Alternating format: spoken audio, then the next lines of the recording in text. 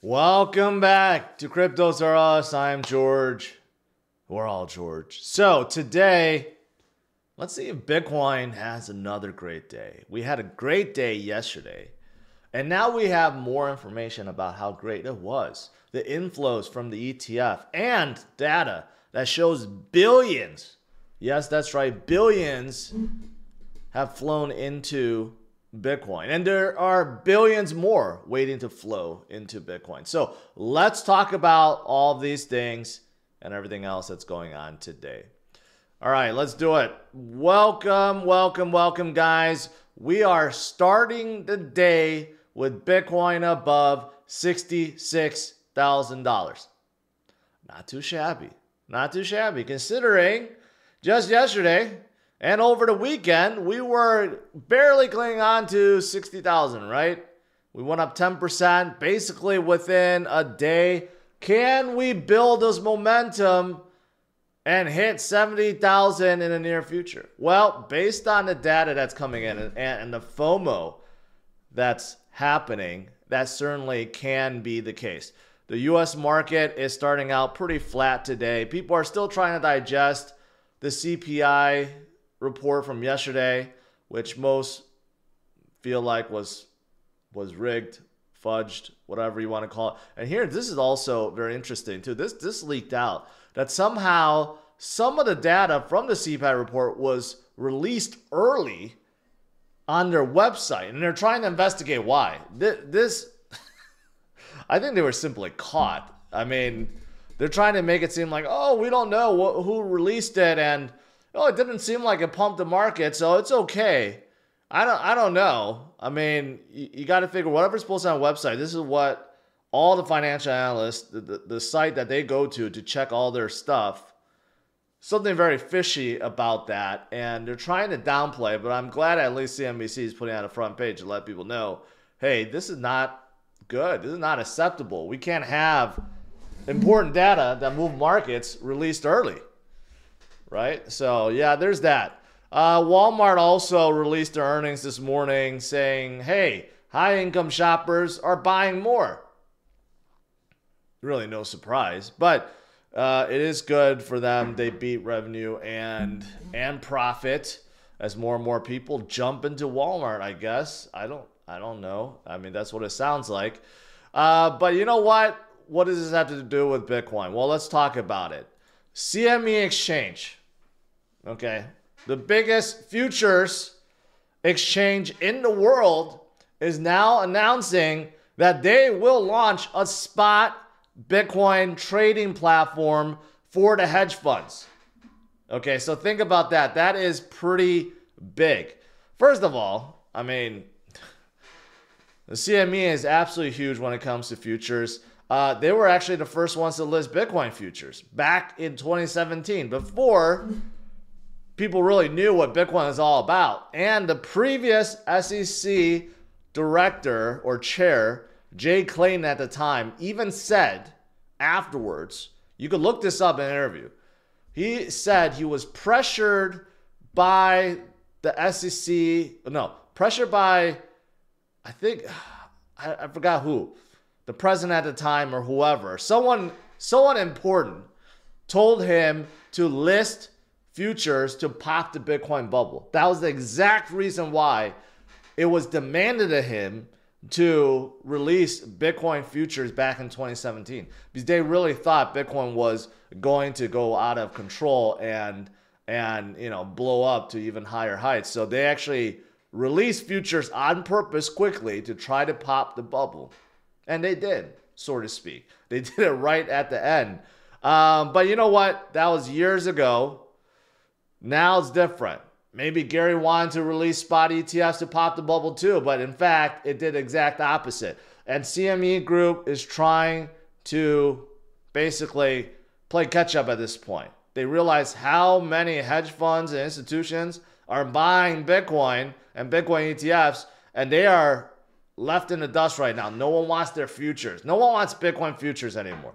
They all want the real thing, Bitcoin spot ETF. So this is pretty big. And their reason why Not only because they want to make money and not be, part of this, but they feel like because of their relationships with the hedge funds, that it's easier to convince them to buy spot Bitcoin versus, say, going to Coinbase.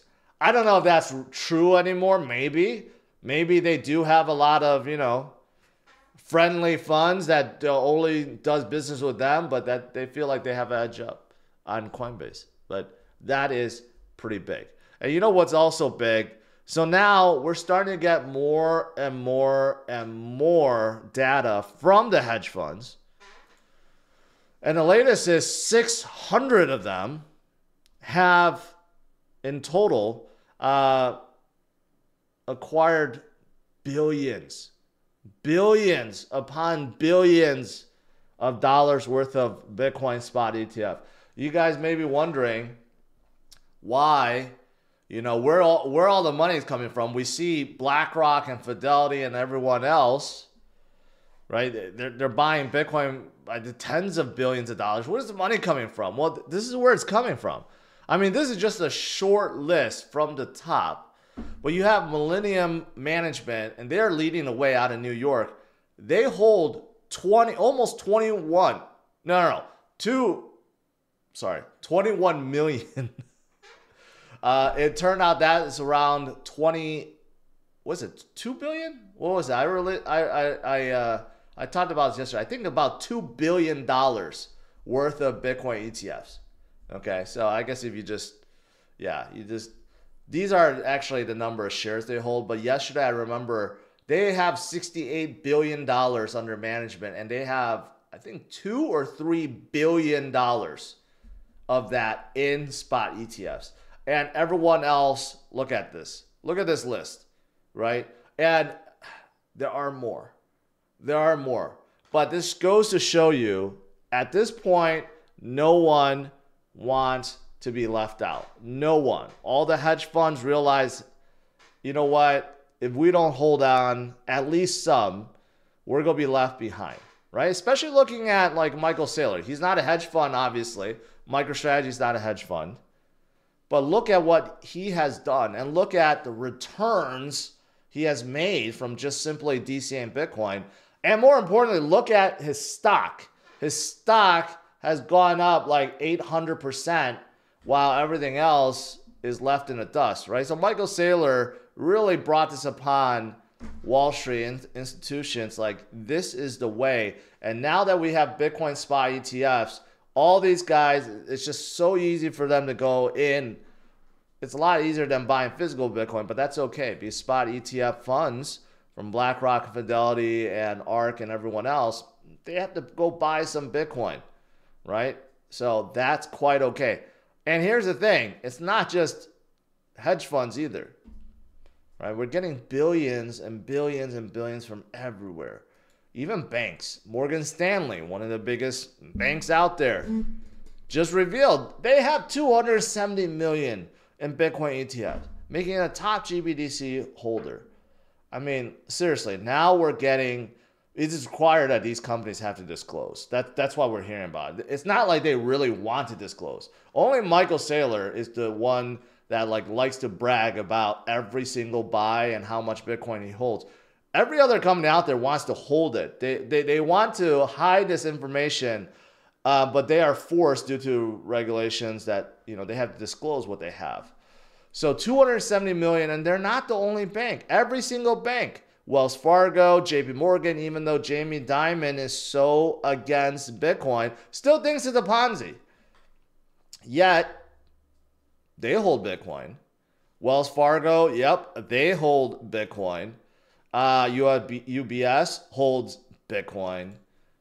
Bank of Montreal holds Bitcoin, right? Like every single bank out there, especially the largest ones out there, they all hold Bitcoin, right? So this is what I'm talking about. Billions upon billions have flown into Bitcoin and Bitcoin spot ETFs already, but there will be more. This is just the tip of the iceberg. This is when Bitcoin is sitting around 66.2 right now. Imagine when Bitcoin is sitting at 100,000. What kind of FOMO there will be just with the institutions. I'm just talking about the big boys, the very big boys, the institutions, financial companies, banks. This doesn't even count the whales and the retail investors, even though it seems like no retail investors can buy Bitcoin. No, that's far from the truth. There are a lot. Okay? And here's the thing.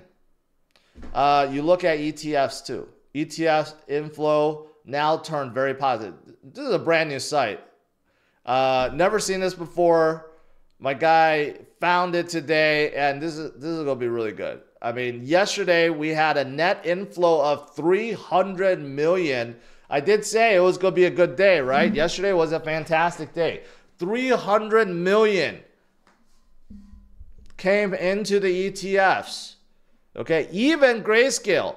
Grayscale had a net inflow of 27 million. Can you believe that? BlackRock didn't add any actually, or they didn't report. Fidelity added 131 million. ARK added 39 million. Bitwise added 86 million. Yesterday was a very good day, and in total, ETFs have added 12.15 billion. What does that mean? That means we have a whole lot of Bitcoin being removed from circulation. Okay, all the ETFs added together, last time I checked, was around like 2 or 3%. Yeah, 2 to 3%. No, I think it's more like 3%. They have eaten up 3% of the entire supply already within a very short amount of time, within months. Now think about, what about a year or 5 years or 10 years? These ETFs could be holding up to 10, 15, 20% of the entire supply. They will not stop. So this is why it's like a snowball rolling downhill. It's gaining momentum, gaining traction. The higher Bitcoin goes, the more fierce the FOMO is, and the more that'll be coming into these ETFs, and the more Bitcoin buying there is. And then the price goes up more, and then we just repeat and repeat. That's just how it is. It's absolutely fantastic. And you know, like I said, there are still others, whales and retail investors that are buying. Here's an example of a whale that just bought another $7 million worth of Bitcoin out of nowhere. I wish I could just throw in a $7 million like that. Andrew Tate yesterday said he's going to throw $100 million into Bitcoin. Maybe this is him. But within the last 2 months, this whale bought $230 million worth of Bitcoin. So another example that, hey, you don't have to just be an institution to buy Bitcoin. There are a lot of rich individuals, billionaires, that are also buying Bitcoin. This is DCA to them, maybe $7 million chump change to them, but it's happening right in front of our eyes. Here's another one. $70 million of USDT transfer from Tether to Bitfinex. Why do you think they're doing that? Someone just gave Tether $80 million, converted to USDT, and now they're going to trade on Bitfinex. That's exactly why they're doing it. We're getting so much money, billions, like I said, into Bitcoin, and it's not going to stop. It's never too late. And it's good to talk about things like this on a plus day because more people listen. But I've been saying this for a long time. The fundamentals of Bitcoin has gotten better over the years, even when we were still below 20,000, 30,000, 40,000, 50,000. I've argued that the fundamentals of Bitcoin has never been stronger than now. It's just the price hasn't caught up yet, right? But with the ETFs, it's a total game changer. It's something that I couldn't talk about in previous cycles. It didn't exist, but now we have another way or another avenue for institutions to come in. There's no excuse anymore. And now it's becoming unpopular not to hold some Bitcoin. Before, it was still like kind of taboo. Like no one wanted to report if they had any Bitcoin. Only MicroStrategy. They were the only ones. Like, yeah, we got all this Bitcoin, and they were shamed. Michael Saylor was shamed for so long for buying so much Bitcoin. Everyone wanted to make fun of him. Now they do not. Now he's one of one of the guys is known as like an oracle, like a genius of Wall Street because of his big move into Bitcoin. Everyone wants to move in now. That's the new reality, and this is not going to change. Something else that supports this is look at Coinbase and let me remove this. Yeah, and their reserve. The balance on Coinbase is at an all-time low. So Coinbase is starting to run out of Bitcoin, guys. Okay, they at one point in time, Arkham revealed they had like $44 billion worth of Bitcoin kind of hidden, and they sell OTC market. That number has dropped dramatically, and it's going lower and lower and lower because I'm assuming these funds, right? They're not buying on spot. They're buying OTC. They're going to Coinbase after each day and say, hey, we need some more. We need 100 million more. I need 30 million more. I need whatever more. But Coinbase only has so much to sell. Eventually, they're just going to run out or get to a point where like, okay, we're not going to sell you any more Bitcoin. Or we're going to sell it to you at a very high premium because we just don't have any more. That will happen. There's no doubt in my mind that Coinbase will do that because these ETFs have more money coming in than Bitcoin has of Bitcoin. Coinbase have of Bitcoin. That's reality. There's trillions out there that will be flowing in. Coinbase does not have trillions of dollars worth of Bitcoin. They don't. So where are these funds, these ETFs, where are they going to buy their Bitcoin from when it's all gone? They have no choice but to buy in the spot market eventually. I'm sure a lot of them are going to the miners right now, but the miners, they're holding for themselves. They're holding for themselves, and if the exchanges don't have any, then where are these funds go buy from? Well, I guess we'll find out. And that's when Bitcoin will really be above six figures and start heading to $200,000, $300,000, $400,000, $500,000. That could be right around the corner. All right, now as for some for some technicals, here's something from Peter Brandt. I have shown this chart many times in the past in slightly different iterations, and it remains my preferred interpretation of Bitcoin. So I guess there's like a 5 movements cycle. You got a hump, a slump, a bumps, a dump, and then a pump. And according to him, we are at that pump stage, which, again, a lot of charts have predicted this, that we are getting ready for the next leg up. And the next leg up can bring us, who knows, to 80,000, 90,000, 100,000. Even from a technical standpoint, it's showing we are getting ready to move up. Here's another one. A falling wedge. We have broken out of that. Yesterday, there was another chart I showed that we broke out of a trend line. It's exactly what this is, right? So we have broken out. Where is this going to take us? Again, who knows? And here's another one.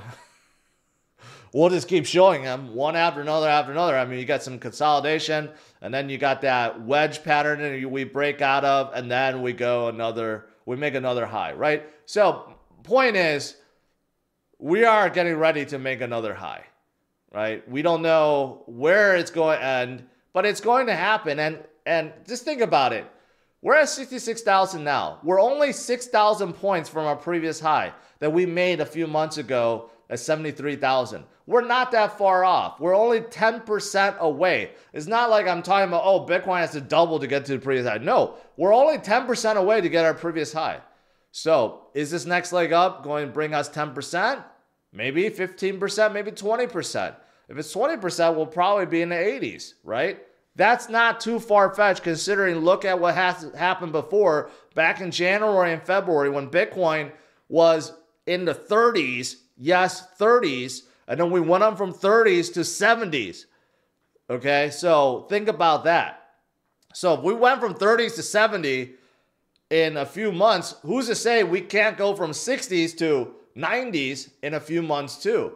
Getting ready for the end of the year and we could close out the year at $100,000, next year will be absolutely crazy. 2025 is the most bullish year, and it will be absolutely crazy. There will be insanity, and the FOMO will be unlike anything we have ever seen in our lifetime in any cycle.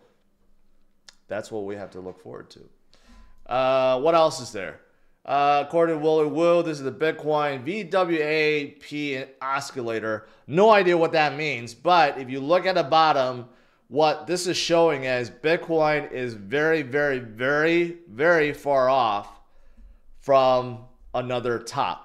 Okay, so basically this is showing when Bitcoin is about to jump to a next level and then kind of consolidate and come down a little bit. We are on that way where we're about to form a next leg up. That's how I'm interpreting this. Okay, we just got so much. We got so much goodness right now. This is definitely a great time to be in Bitcoin and in crypto, because it's not just Bitcoin that's moving up. Everything is moving up. All of our favorite L1s, L2s, dApps, everything is starting to come up with Bitcoin, getting back to close to its previous levels. And when Bitcoin breaks an all-time high, which it will, so will those. They'll break their previous yearly high, I guess. Maybe not all-time high. That won't happen probably until 2025. All right, what else is there? Well, Ethereum. You know, all this talk about spot ETFs. Ethereum, they may be getting their spot ETF, okay? Even though Grayscale pulled out their application, you still do have ones from BlackRock, Invesco, Fidelity, Hashdex, ARK, Van Eyck. So there are still a lot of major players. Can we possibly get an Ethereum spot ETF too? I don't know. Maybe Gary realizes he has no choice and he has to do it. That's kind of what he said about Bitcoin spot ETFs too. When he released his press release or press article, he basically said like, you know, we lost our lawsuit, so we had to do it. Like, he didn't say he really wanted to. He was forced to. So I don't know if he lost anything against, if the SEC lost anything against Grayscale or someone else. But we'll see. Maybe not this year. If not this year, or if not right now, it'll be later this year. And if not this year, next year. Even if it happens next year, it'll be pretty big, because that's the final year of this 4-year cycle. So that would be pretty big if that happened. We'll see. We'll see. Solana, still strong. Solana flips Tron and Bitcoin in 24-hour revenue generation. And Bonk is being listed on BitHum today, so they might get a pump. But anything that gets listed on BitHum, which is one of the biggest exchanges in South Korea, normally gets a pump. So we'll see. All right. I said a lot there. I said a lot today. And look at Bitcoin. So 66.2 today. Let's see. Wall Street is turning green. McDonald's is bringing back a $5 meal for limited time, I read. I don't know why. Just a month. Why just a month?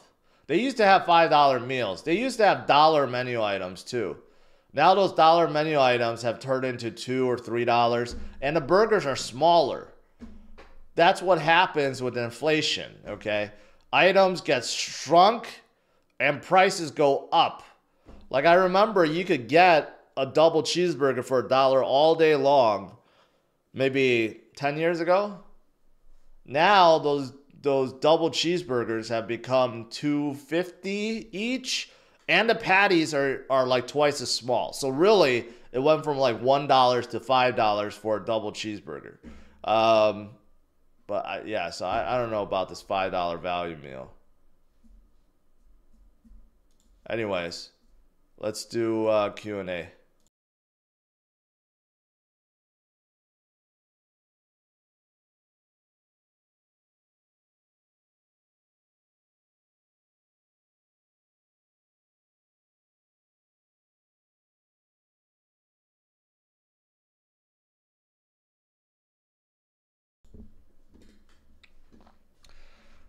Got a good crowd today. Almost 5,000 tuned in.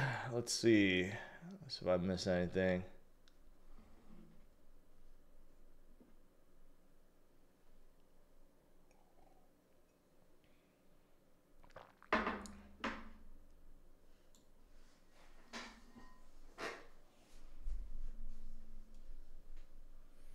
Jose says, invest where the rich invest into. Oh, that's right. And they're investing in Bitcoin. I don't know what's going on with my side camera. It's kind of like slowed down or delayed. I need to do something about it. I'll fix it after the stream.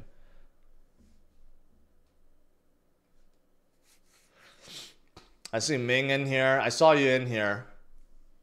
I hope you enjoyed my stream this morning.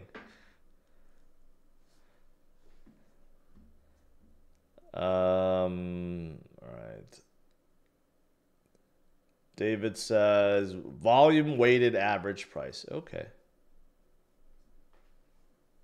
Instead of buying my son a new baseball bat, I'll buy some GBTC.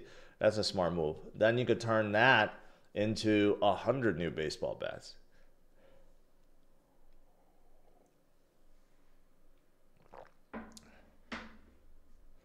Someone asked me if I like sushi. I don't know if you're talking about sushi, the decks, or sushi, the food. I don't know, but I like the food, even though I don't eat a lot because it's full of rice.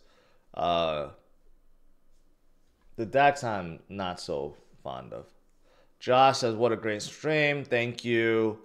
Have you seen Selfie on Sol? I think you may like it. I don't know, man. I'm kind of burned out by a lot of these memes. A lot of them have been burning a hole in my pocket. Thoughts on Wall Street Bets buying Costco hot dog? I don't know. I didn't hear about it, Chester. Costco's kind of like it seems like it has lost its momentum. Speaking of Wall Street Bets, where's GME today? Oh, it's falling.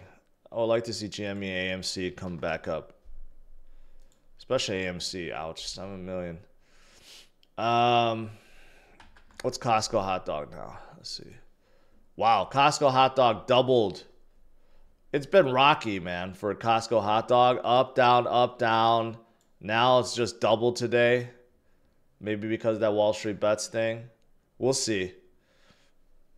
I haven't looked at Costco hot dog for a long time. And Chuck is down to 9 million. Too bad.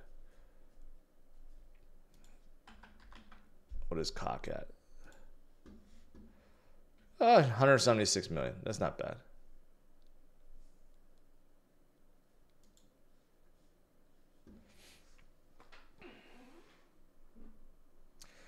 Pat, I don't know, man. I mean, 176 million isn't bad, so it's up to you.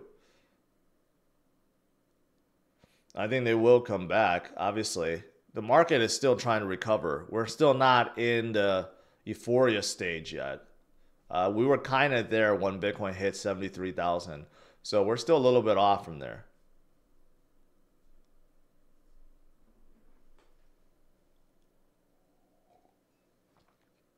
How does that new Mustang compare to your Ferrari? That Coyote V8 sound is insane.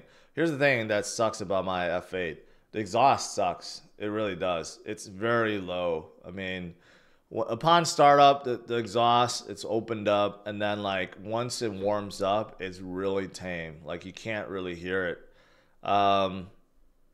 The Mustang V8 sounds way better. Especially you put it into track mode. And you could also set the exhaust tone without being in track mode. It sounds like God's music. That's why I love that Mustang so much. That exhaust, the feel, the drive, the 6-speed, and the power too. It's not slow.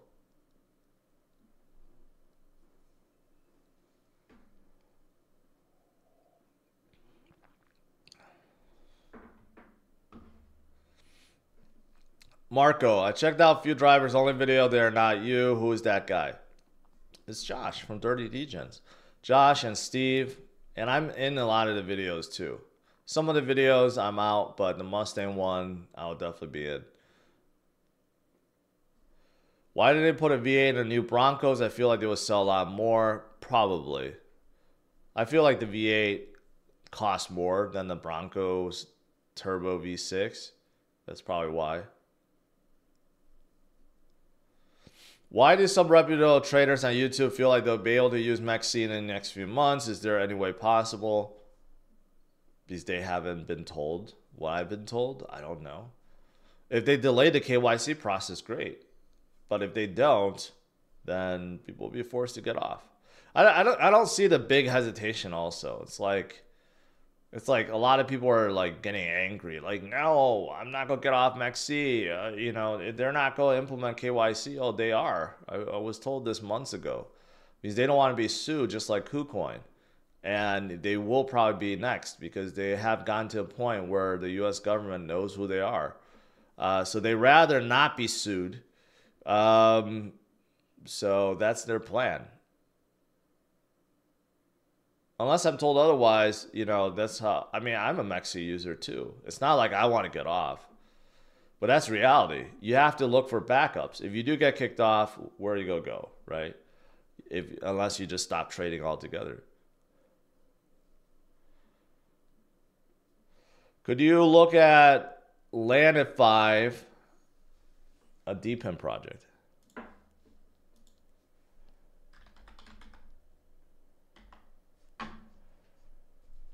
Well, it's very, very, very small.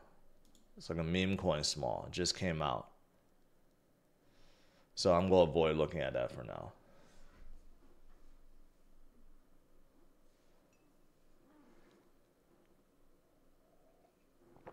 What about this GME and Kulo? What do the two have to do with each other? Still rooting for Kulo. Kulo Swap 2 is being developed, and they may go cross-chain, which is pretty big. As for GME, unless GME stock turns around, I don't think the GME meme is going to turn around. It's been slowly selling off.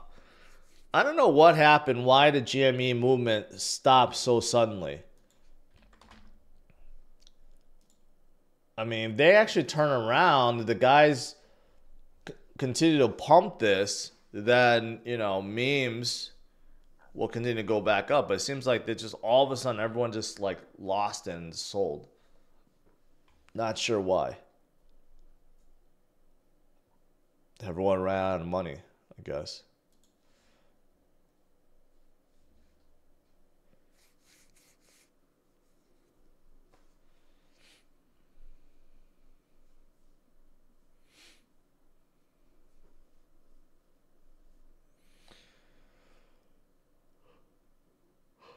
DJ says, if all the big whales buy and sell on OTC, how's the price of BTC going to move up or down? I just addressed this. Do you think the OTC market is going to last forever? No. There's only so much Bitcoin that's being sold by Coinbase, by the exchanges, by the miners. There's more money out there that'll be flowing in than Bitcoin available in the OTC market. Just take a second and think about that.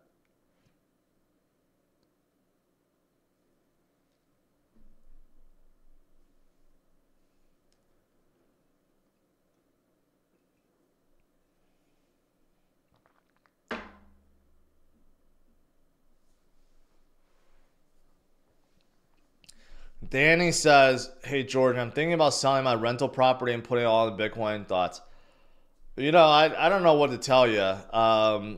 If your rental property is making a steady stream of income for you, you know, great. But this is the exact reason why I've never gotten into rental properties. Because first of all, you got to put 25% down, okay? So you're putting money in. See, a lot of people think, oh, you're just collecting rent and it's free money. No, the rent is just paying you back what you put into the property. So to recover that 25% down usually takes about 7 years, 7 to 10 years, depending on how much you're charging. And that doesn't include any maintenance that may occur over that 7 to 10 years. That will eat into that. But let's just say 7 to 10 years. So the only reason why you really want to get into rental property is you're hoping that 7 to 10 years or before that the property appreciates. It goes up 20 or 30%, maybe 40 or 50%. So that way you could take that equity out of the house and use that money to go into a second house and then rinse and repeat, and you keep doing that. The problem is if you're in an area that's very saturated, meaning that the houses are not going up by 20, 30, 40, 50% in every 7 to 10 years, then you're just wasting money. Then you just locked up your money and you're waiting for it to recoup. When in fact you could have used that 25% down and just bought Bitcoin with it. And imagine what Bitcoin will do in 5, 7, or 10 years. Bitcoin in 10 years will be at like $6 million. So this is the exact reason why a lot of people have asked me in my life, like, why don't you get into rental properties? Because of that problem. It's like, there's no better investment to put your money into than Bitcoin. There's nothing that's close. Now, if you're like a centimillionaire or a billionaire, or you're really wealthy and you just want to park your money somewhere and try to have low risk investments, then yeah, then you could do rental properties. But, you know, hopefully that answers your question, Danny. Iceman, I don't know much about EMG, so, and I don't know the relationship between the two.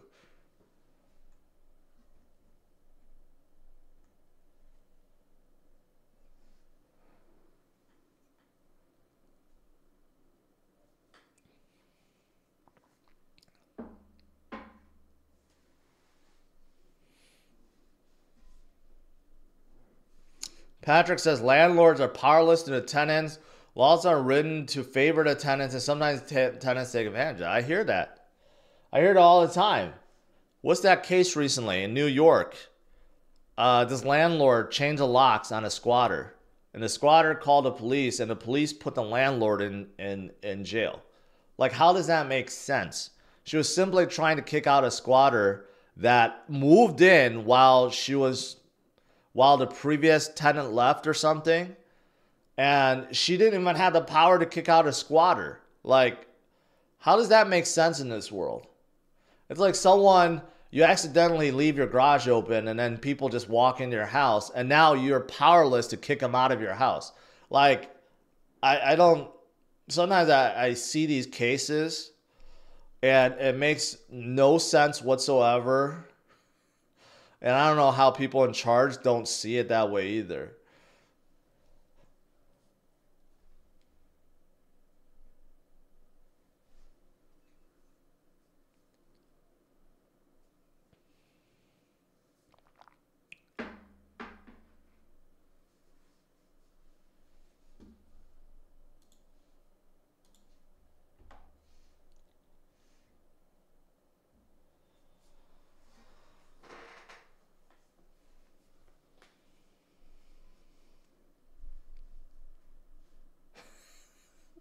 That's what the 40's for. Yeah, I don't know, man. Like, a lot of rules just don't make a lot of sense.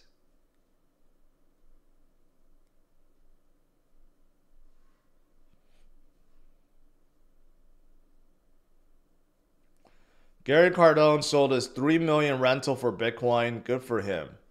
Good for him.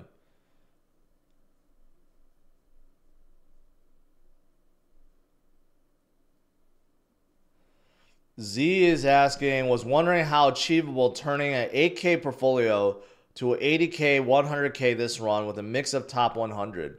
I think you have a really good chance. In my opinion, a lot of the alts can certainly do a 10x. Even some of the bigger ones. Even some of the bigger ones in the top 10. But a lot of the coins out of the top 10, I think they have 10x potential. So yes, I think that's possible.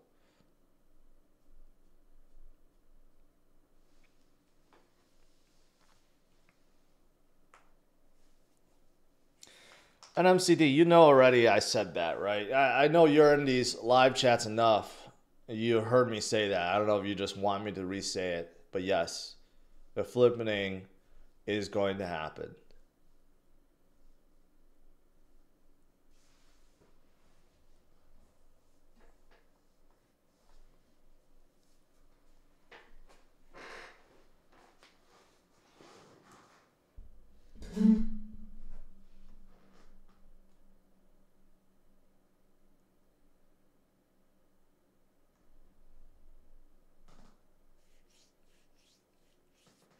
Invisible says I will wait for Litecoin to hit 5K. I can only laugh at that. My two favorite projects of all time, Litecoin and ICP, next to each other. And they just slowly get lower and lower and lower on CMC together.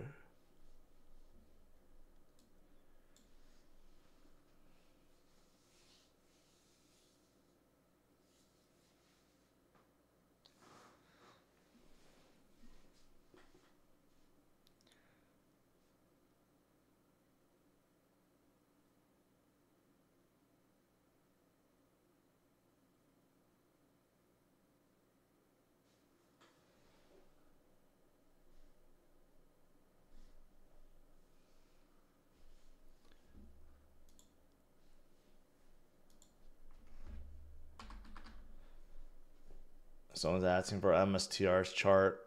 MSTR's chart is outrageous.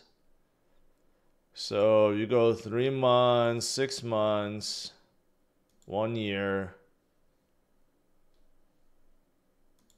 5 years. Yeah, from it only goes up so far, but from here, this is when they implement. This is when MicroStrategy implemented a Bitcoin strategy, right around here, when their stock was like between 120, 140. I remember it was August of 2020. So since then, you know, this is when Michael Saylor first got in. Everyone's good. Then we went to crypto winter, and over here, everyone was making fun of Michael Saylor, like, oh, you're an idiot. You went all in. Look at, you're down, you know, billions on your investment. And then, of course, it's just like, it's like Bitcoin's, you know, it's like following Bitcoin's pattern. But, you know, now look at it. You could have bought MicroStrategy right here and done a 10x, and that was January of 2023. That was only last year.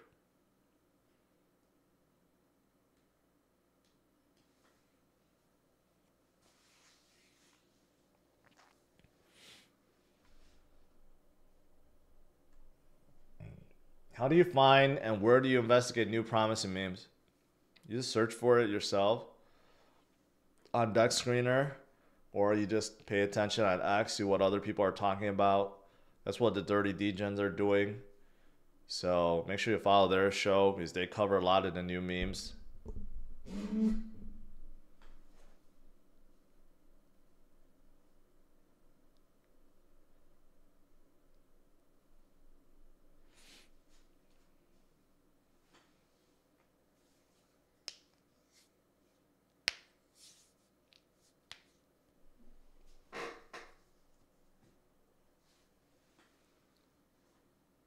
Squatters, Girl Pilot says squatters don't have keys, subletters do. So what if you kick out a subletter and they become a squatter? Then what? What if they refuse to pay and refuse to leave? Because you can't, in some states, you can't just kick them out. You can't call the sheriff and kick them out. You have to go through the due process and bring them to court. And then they will, you know, they'll find ways, maybe pay a portion of the what's owed or whatever. You could drag that on for years, and you can't change the keys because you can't kick them out. So there are there are places where it's just like you figure if someone can't pay, you know, let's say 3 months time, they have to be out. But there are some people that refuse to leave.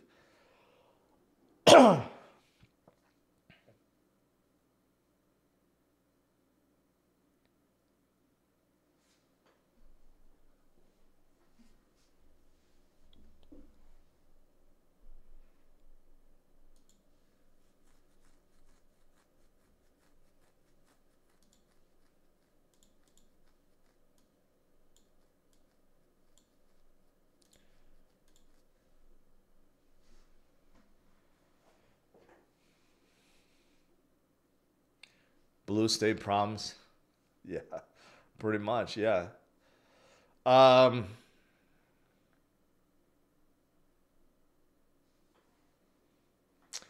Armando, 30 DJs on CryptosRUs Plus. It's another side channel of mine. It's in the description. And they have a show 3 times a week: Monday, Wednesday, Friday.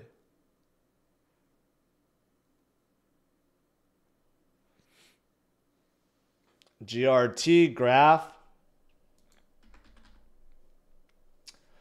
Yeah, I'm just kind of neutral on graph. They help projects create APIs for data retrieval. They also index certain projects and chains. So I mean, it's kind of boring. It's very useful, but kind of boring. So that's why I'm just neutral on them.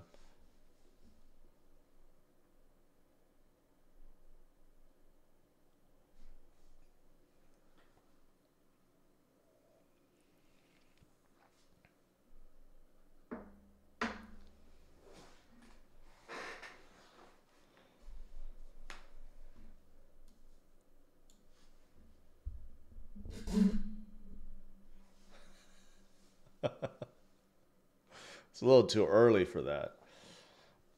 Ming.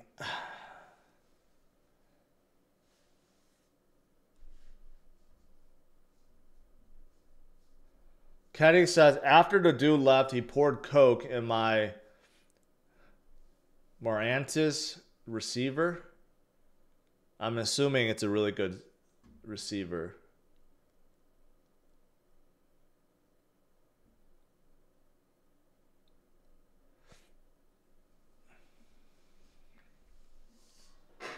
Alan, the new 5-liter Mustang, which I'm in love with. It's my new favorite car under $50,000. I was looking at it. Ford dealerships are actually discounting a new Mustang right now. You get them for like $4,000 off MSRP, which makes them a real bargain. Have you checked out Soul Sex? I have. I still don't see the point of it. Why are people excited about a sex being built on Solana? Just learn how to use DEXs.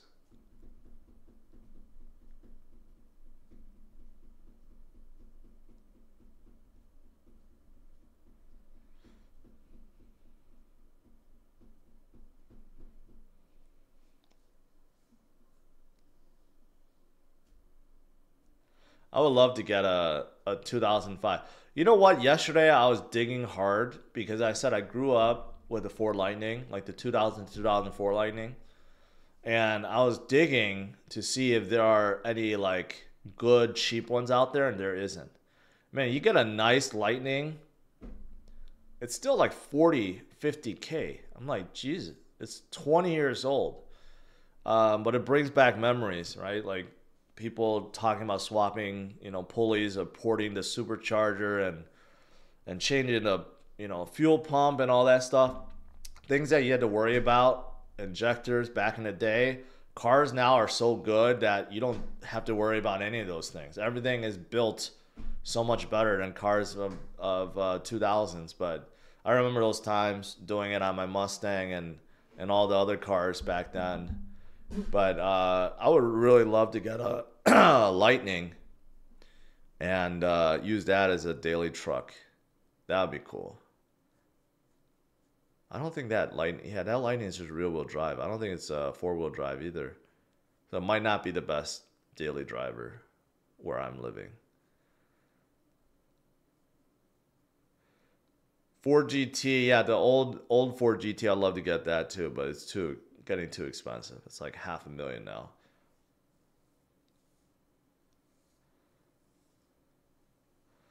Didn't Dodge have a Viper engine? Yeah, they had a Ram with a Viper engine, and it was a 6-speed too, but I don't know. There's something about that truck that I never really liked. I still like the Lightning better. It's iconic. It kind of set the trend, and it was in Fast and Furious.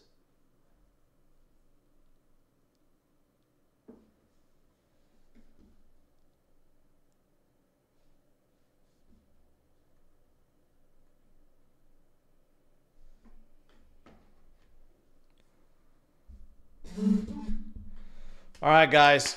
I guess that's it. To conclude, there are billions upon billions upon billions that have flown into Bitcoin, and there will be more. Trust me, this is not the end. This is just the beginning. So, stay strong, my friends. Smash out a like, subscribe to the channel. I'll see you guys later tonight, 8:30 p.m. Central Standard Time. Have a good one. Take care. Bye-bye.